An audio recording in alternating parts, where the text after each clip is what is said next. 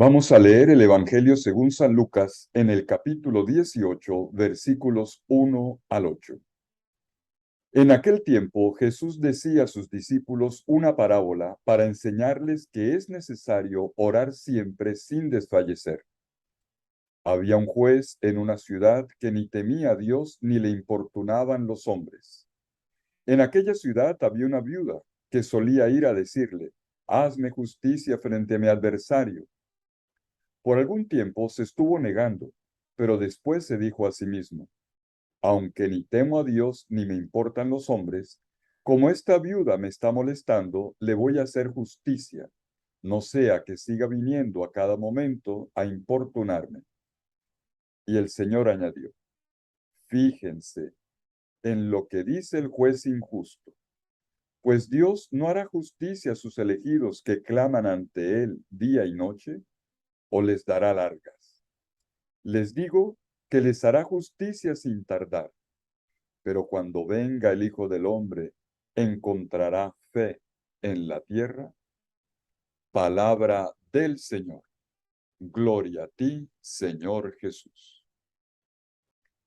En el Evangelio de Lucas, Jesús ya había dado una enseñanza previa sobre la oración a través de la entrega del Padre Nuestro a sus discípulos, y luego una parábola comentada por él sobre la necesidad de insistir en la oración, pidiendo y llamando a Dios, quien siempre concede el Espíritu Santo, es decir, el bien entre todos los bienes, el más necesario para sus discípulos.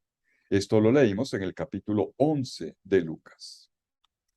Ahora, en el capítulo 18, Jesús retoma esta enseñanza a través de dos parábolas. Hoy leemos la primera, la parábola del juez injusto y la viuda insistente. Es necesario orar siempre, dice Jesús. Pero, ¿qué significa orar con perseverancia? Jesús responde con esta parábola del juez inicuo, que está entre los versículos 2 y 5 del capítulo 18 de Lucas, pero que está enmarcada por una introducción en el versículo 1 y por una conclusión en los versículos 6 al 8. La introducción anticipa su significado, que precisando que el tema es la oración perseverante, y la conclusión hace avanzar la enseñanza con el tema de la fe. De esta manera, oración y fe se entrecruzan por medio de una parábola paradójica que insiste en la actitud divina de Dios, quien está siempre dispuesto a escuchar a sus elegidos. En la introducción, el narrador sintetiza la enseñanza. Hay que orar siempre sin desfallecer, con perseverancia. Atención, el término griego encareo, que en un primer sentido habría que ponerlo, se traduciría como portarse mal, aquí encareo en realidad significa más bien relajarse, no aflojar la cuerda. Por lo tanto, no desanimarse en medio de las dificultades, sino continuar en la lucha. Y esto es lo que significa la parábola. La representación del juez y de la viuda está tan estereotipada que estos personajes se asemejan más a la caricatura que a las personas. Se trata de un relato ficticio, una parábola, y este género literario permite este tipo de ejercicios. Quien pide justicia, en primer lugar, no es simplemente una mujer, es una viuda. Se trata de una mujer que ha perdido el soporte económico y la protección de su marido. Una pobre, una vulnerable por excelencia. En el Antiguo Testamento, la viuda, junto con el huérfano, es la encarnación de la fragilidad social, tanto que la ley insiste en que la justicia nunca le debe ser negada a una persona en esta circunstancia. Lo dice el libro del Éxodo en el capítulo 22, versículos 21 al 23. El segundo personaje es un juez. Está caracterizado dos veces. La primera por parte del narrador y la segunda por medio del monólogo interior que hace de sí mismo este juez. Cuando él dice en el versículo 5, puesto que esta viuda me da tanto fastidio, le haré justicia para que no venga continuamente a atormentarme. Bueno, la traducción dice atormentar o importunar, la versión que leí.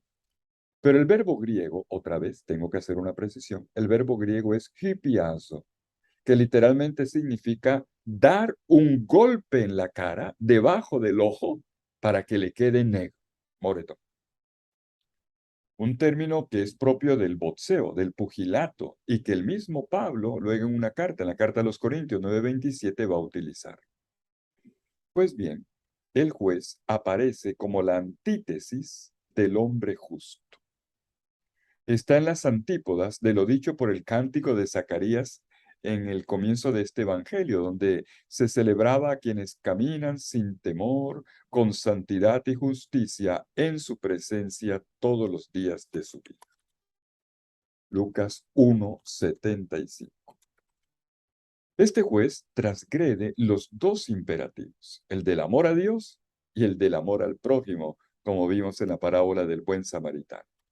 Y el argumento que este hombre al final da para atender a la viuda, para la viuda pobre, ciertamente no está entre los motivos más nobles.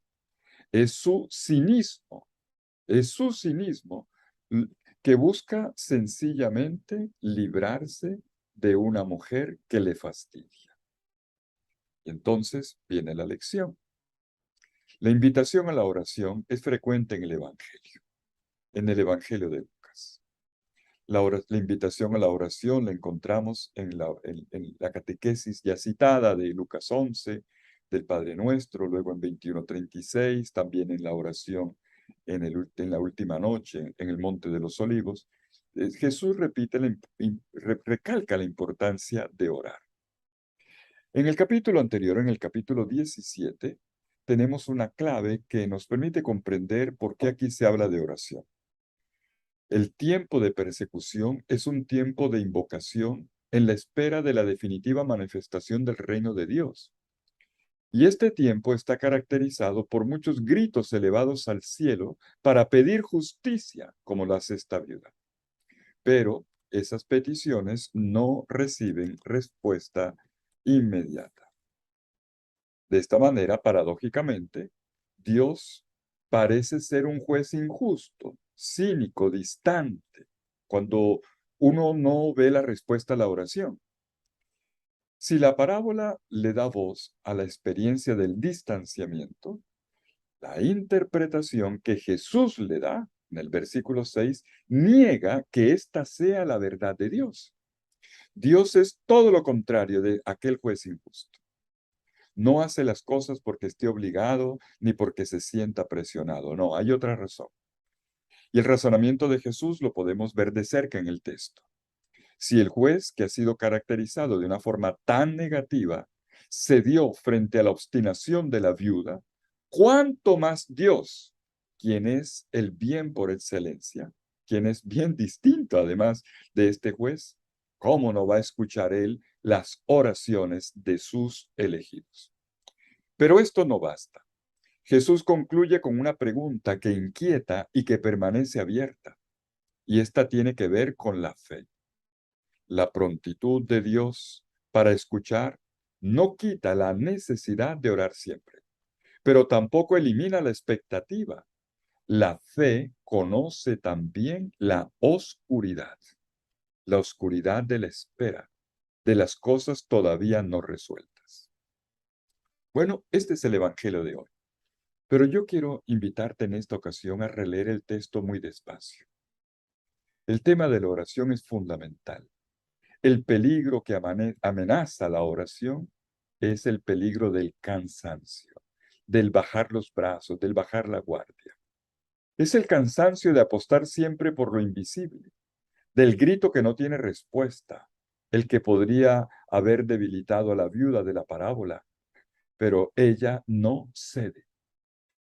Jesús tiene una predilección particular por mujeres que representan a toda una categoría bíblica de indefensas, pobres, viudas, enfermas, huérfanas.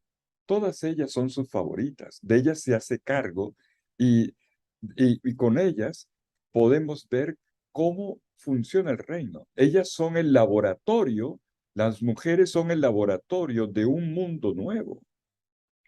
Y así ocurre con esta mujer sola. Qué hermosa figura la que se destaca. Una viuda fuerte y digna, que ninguna derrota derriba, frágil e indomable, maestra de oración, que todos los días llama, toca a esa puerta cerrada. Y como ella también nosotros, ¿cuántas oraciones se han ido volando sin encontrar respuesta, verdad? Pero entonces tenemos que decir, bueno, ¿es que Dios contesta nuestras oraciones o no? Decía al respecto Dietrich Bonhoeffer, Dios siempre las concede, pero no nuestras peticiones, sino sus promesas.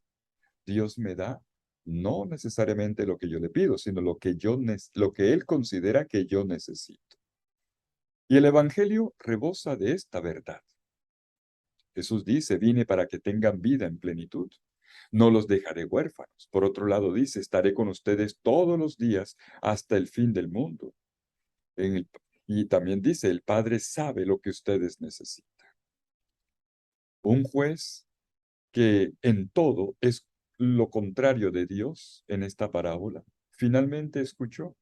Y Jesús pregunta, ¿no hará Dios justicia a sus elegidos que claman a Él prontamente? ¿Los hará esperar mucho? Sí, mis amigos, Dios nos escucha, pero a veces el sentimiento contrario nos asalta, que Dios no responde tan pronto como quisiéramos y que nos hace esperar mucho tiempo. Pero atención, este pronto de Jesús no se refiere a una cuestión temporal, no quiere decir inmediatamente, sino ciertamente, ciertamente.